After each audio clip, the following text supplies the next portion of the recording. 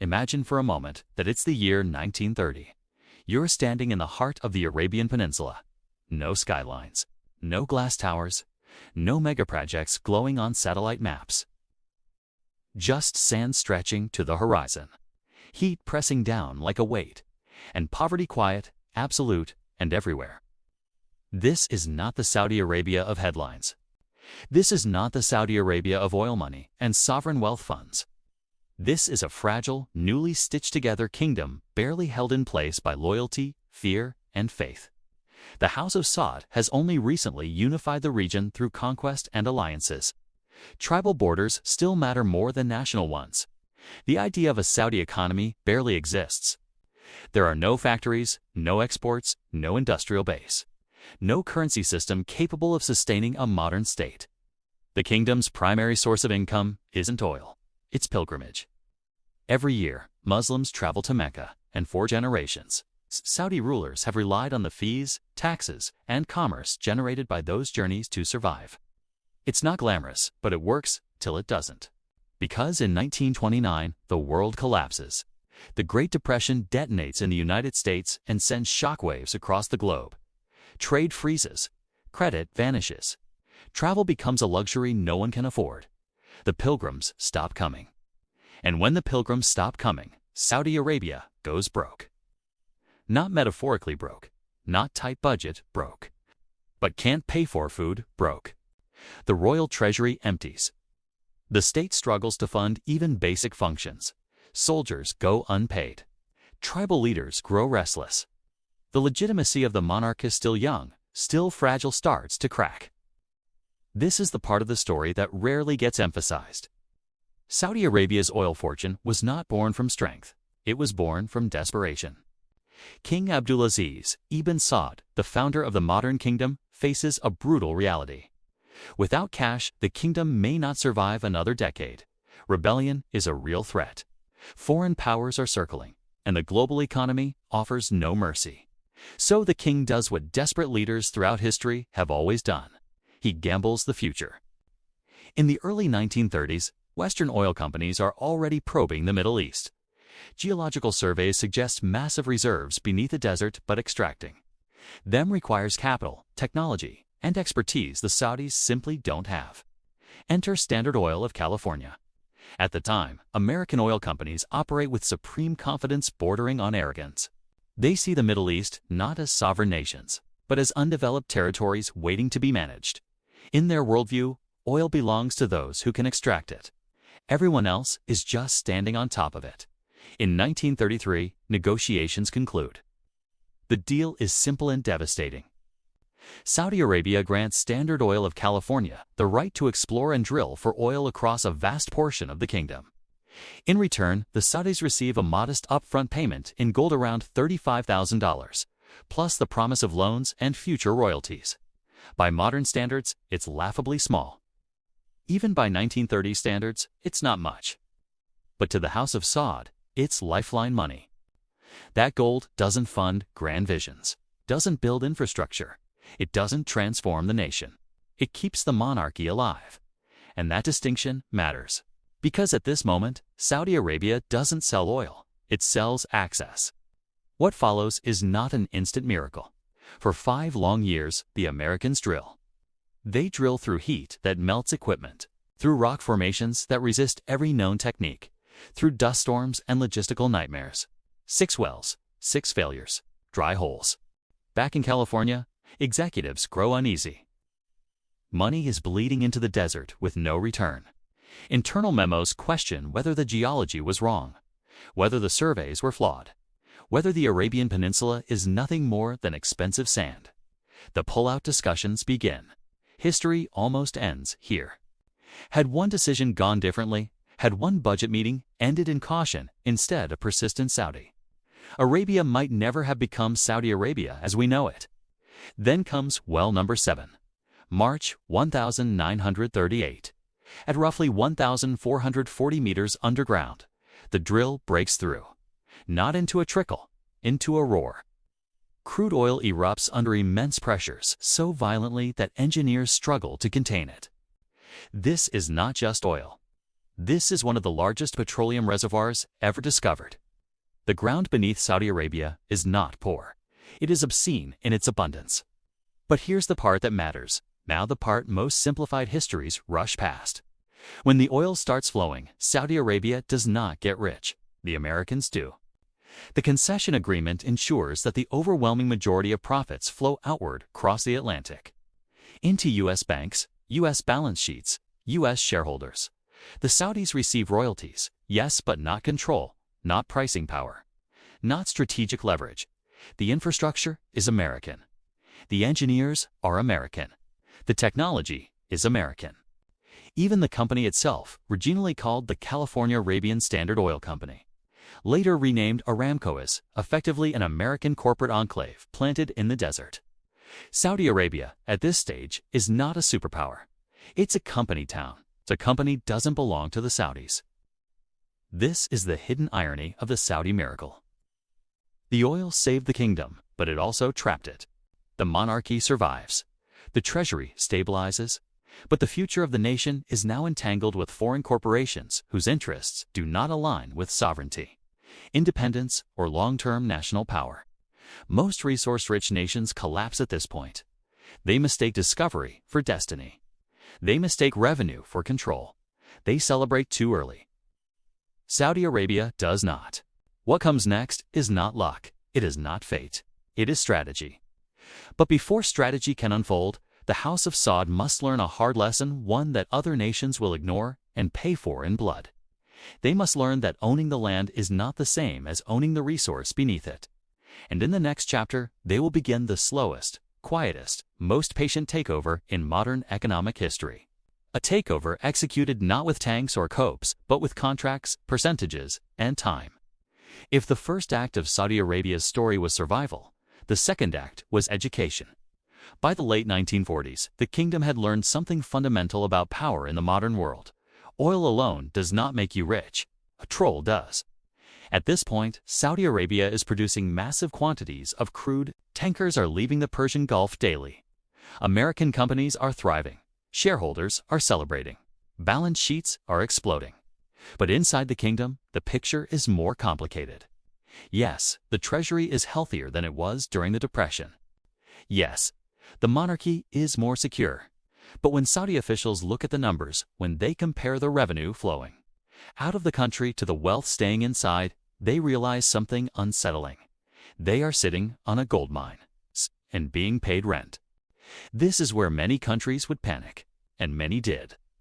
Across the post-colonial world in the 1950s, a wave of nationalism surges.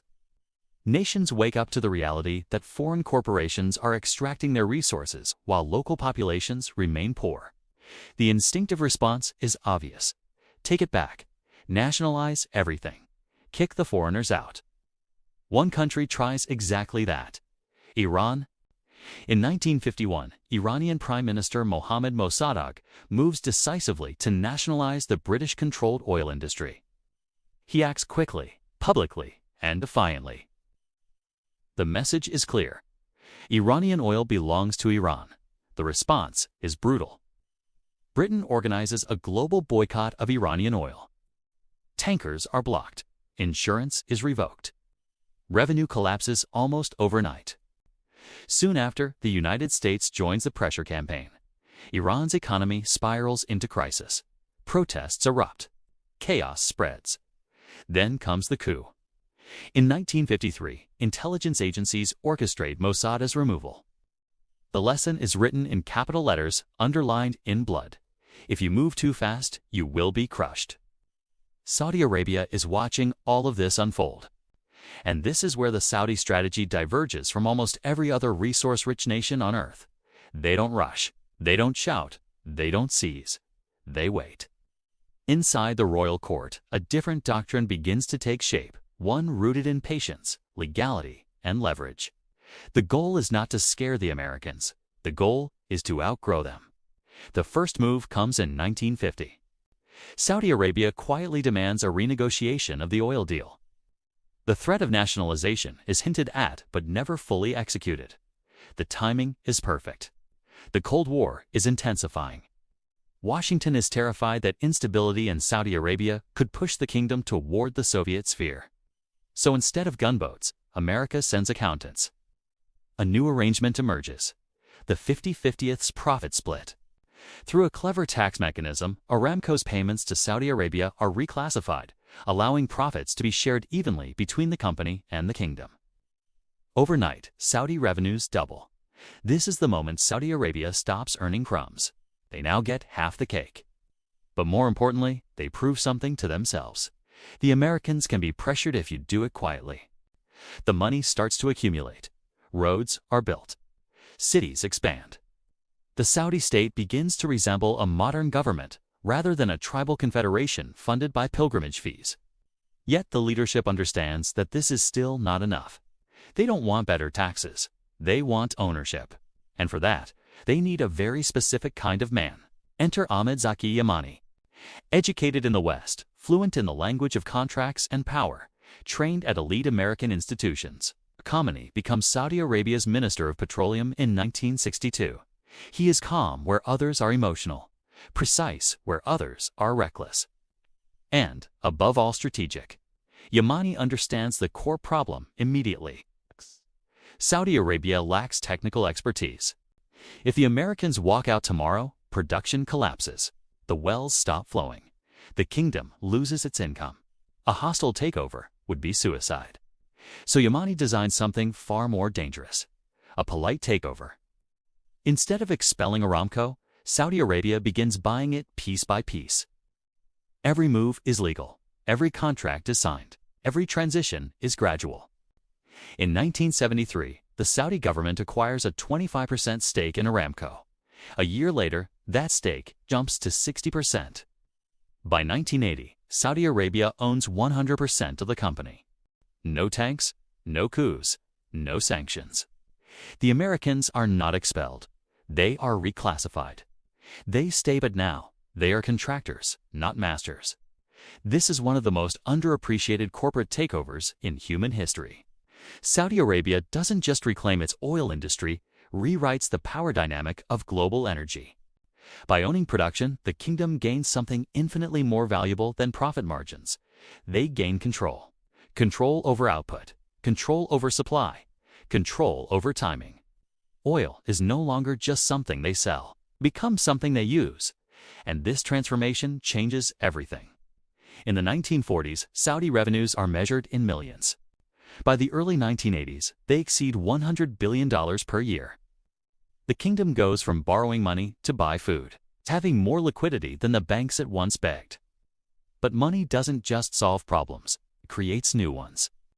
Saudi society, still deeply traditional, still recently nomadic, is suddenly flooded with unimaginable wealth. Construction explodes, consumption spirals. A welfare state emerges almost overnight. It feels like paradise. But beneath the surface, something more dangerous is forming. Because when you realize that oil can be controlled, you eventually realize it can be weaponized. And in the next chapter, Saudi Arabia will pull that weapon for the first time, forcing the Western world to blink. 1973 is the year Saudi Arabia stops being a wealthy oil country and becomes a global power broker. Because there's a difference between having something the world needs and proving you're willing to withhold it. By the early 1970s, Saudi Arabia has already begun tightening its grip on Aramco. Yamani's slow takeover is underway. OPEC is gaining confidence. The producers are no longer content being price takers in a game controlled by foreign boardrooms. Then the world hands them a moment. October 1973. War erupts in the Middle East. The Yom Kippur War, a coalition led by Egypt and Syria, attacks Israel. The United States responds the way it always responds when its strategic architecture is threatened, with weapons, aid, and political backing for Israel. In previous decades, Arab states would have protested, condemned, perhaps cut diplomatic ties. King Faisal sees something deeper. He sees that the West's moral language is flexible, but its energy dependence is not, and he is tired of being ignored. Saudi Arabia has spent 40 years learning how power works, first as a beggar, then as a partner, then as a shareholder, now, finally, as an owner. So Faisal reaches for the lever. On October 17, 1973, Saudi Arabia, alongside Arab members of OPEC, announces a cut in oil production and an embargo on nations supporting Israel, especially the United States. This is not a symbolic gesture. This is an economic chokehold, and the effect is immediate. Oil prices don't rise gradually.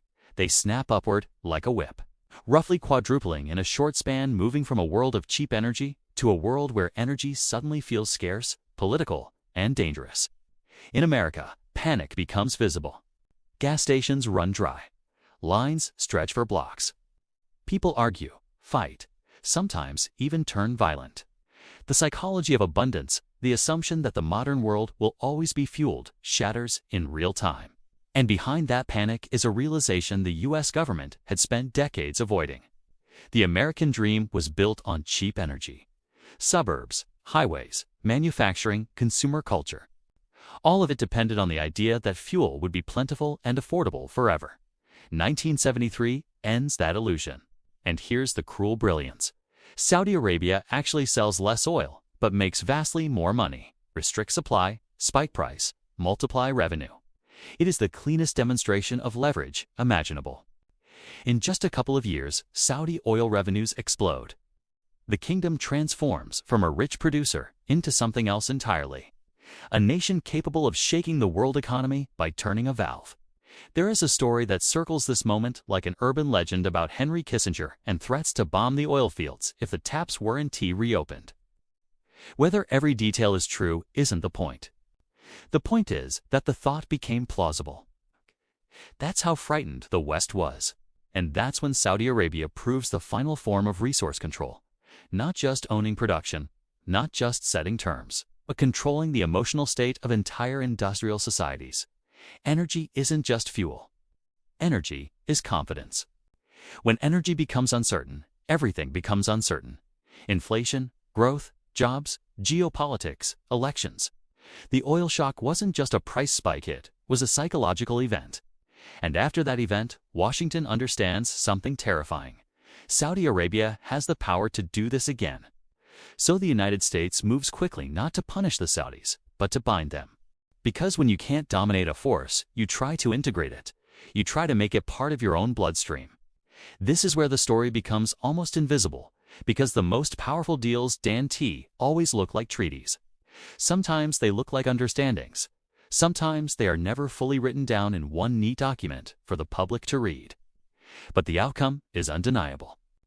In 1974, U.S. officials traveled to Saudi Arabia with a mission: stabilize this relationship before the global financial system cracks. The Saudis, meanwhile, have a different problem. They are now extremely rich and extremely vulnerable. They sit between rivals: Iran, Iraq, regional instability, internal dissent. And their military is not built for the kind of existential threats that can come with sudden wealth. They have money, but money doesn't stop missiles. So both sides offer what the other lacks. The United States offers protection, weapons, intelligence, cooperation. Security guarantees direct and indirect meant to keep the House of Saud alive.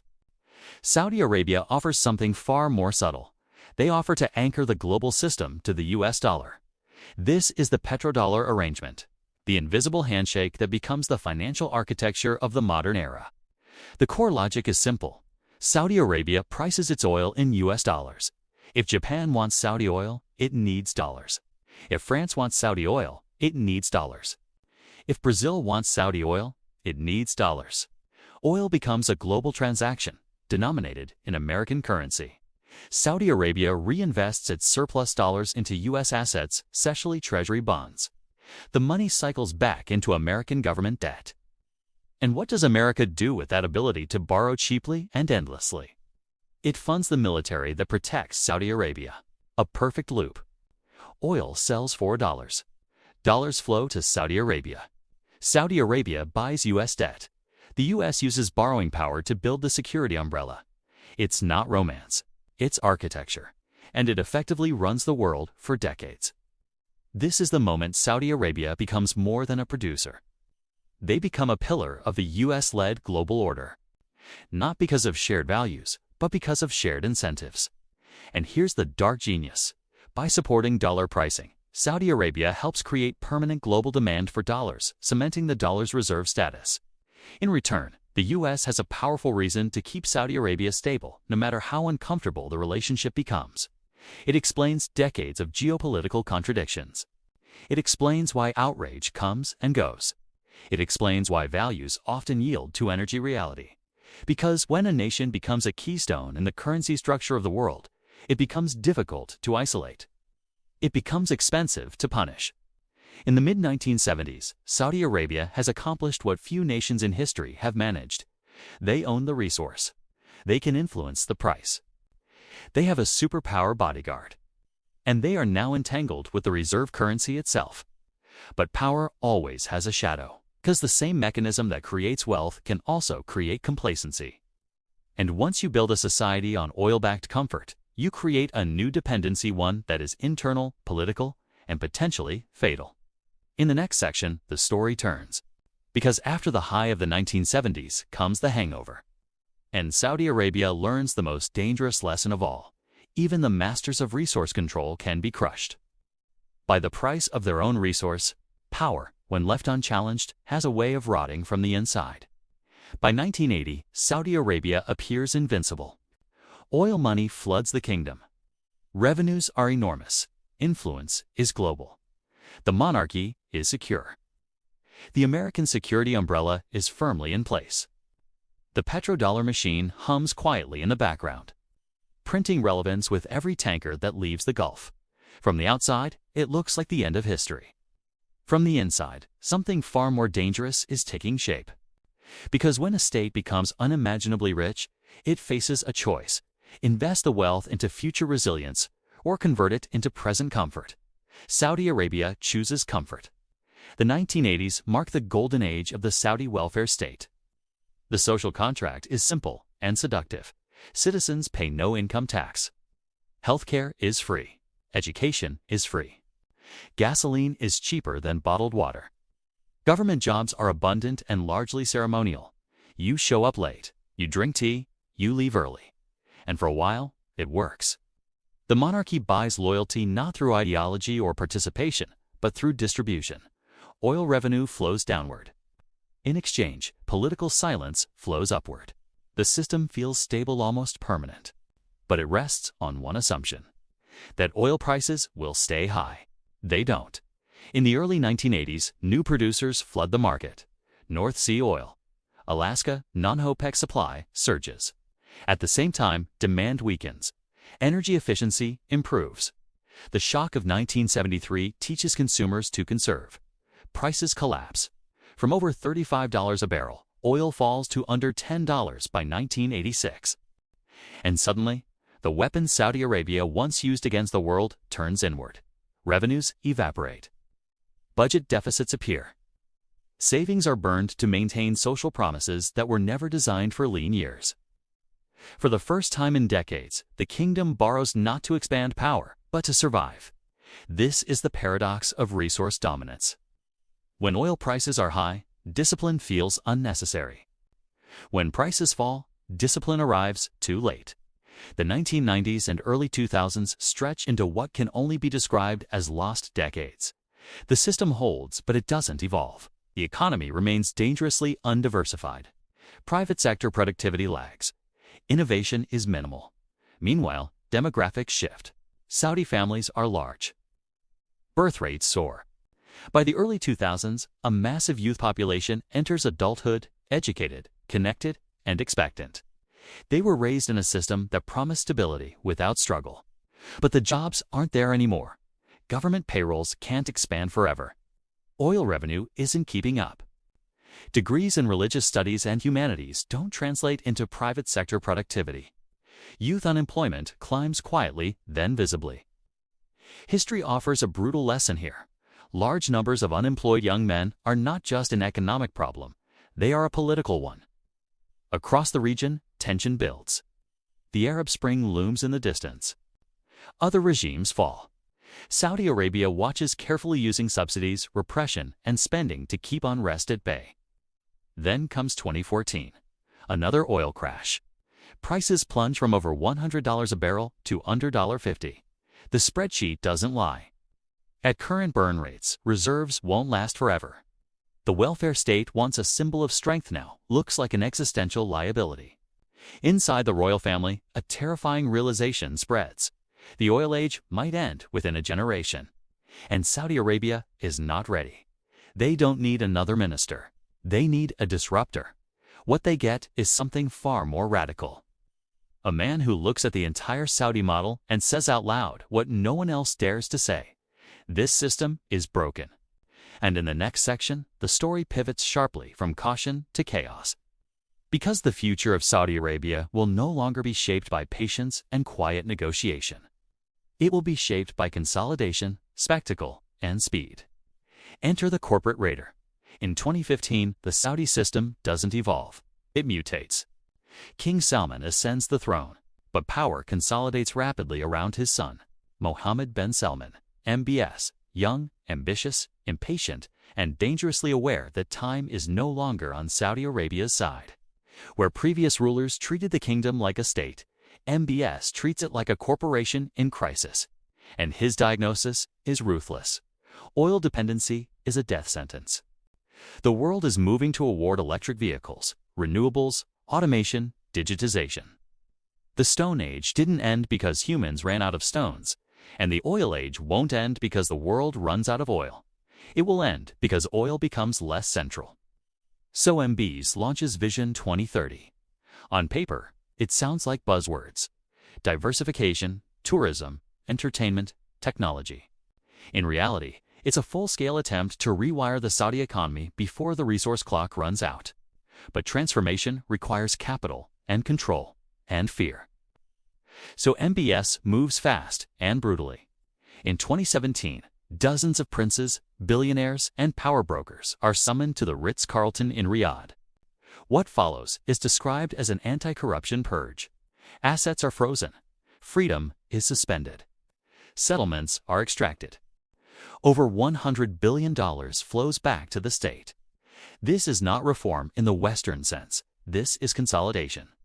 Next comes the unthinkable. Saudi Aramco, long treated as a state secret, is partially taken public. Just 1.5% of the company is sold. The result? Over $25 billion, the largest IPO in history. MBS doesn't sell the crown jewel, pawns a corner of it to fund the future. That future runs through the Public Investment Fund. Once conservative, now aggressive. The PIF becomes Saudi Arabia's new engine, buying stakes in ride-hailing apps, electric vehicle startups, gaming companies, sports leagues, golf tours, football clubs. The logic is cold and clear. Use oil money to buy the post-oil world. If oil collapses tomorrow, Saudi Arabia still owns pieces of the platforms, entertainment, and technologies shaping daily life across the planet. This isn't diversification, it's hedging against extinction. And then there's the spectacle. The line, NEOM, desert ski resorts, floating cities. Critics call them delusional. Economists call them inefficient. But MBS understands something most analysts don't. Narratives attract capital. He's not just building infrastructure, he's rebranding a nation. From oil exporter to futuristic hub. From conservative monarchy to controlled modernity. But speed has a cost. Political dissent tightens. Surveillance expands. Red lines are enforced quietly and, sometimes, violently. The murder of journalist Jamal Khashoggi in 2018 exposes the darker mechanics beneath the modernization campaign. For a moment, the world recoils. Then oil prices rise, and outrage fades. Because energy still runs the system. Saudi Arabia knows this, and increasingly, it acts like it. In recent years, the kingdom begins loosening its reliance on Washington. The U.S. no longer needs Saudi oil the way it once did. Shale changes the equation. Meanwhile, China emerges as Saudi Arabia's largest trading partner, writing checks without lectures. Diplomatic lines shift. Saudi Arabia restores ties with Iran, brokered not by the United States, but by Beijing. Quiet conversations begin about pricing oil in currencies other than dollars. The message is unmistakable. Saudi Arabia is no longer a junior partner. It is no longer a client state. It is a swing power. And that brings us to the final truth. Saudi Arabia did not get rich because it found oil. Many nations found oil and failed. Saudi Arabia got rich because it mastered leverage. It waited when others rushed. It negotiated when others shouted. It adapted when others clung to the past. Oil was never the prize. Power was. And the House of Saud chose again and again to prioritize control over popularity, stability over sentiment, survival over approval. Whether Vision 2030 becomes a sustainable future or a trillion-dollar mirage remains uncertain. The risks are enormous. The timeline is tight. The margin for error is thin. But one thing is already clear. Saudi Arabia is no longer just a gas station. It is a landlord in the global system, and the world is still paying rent.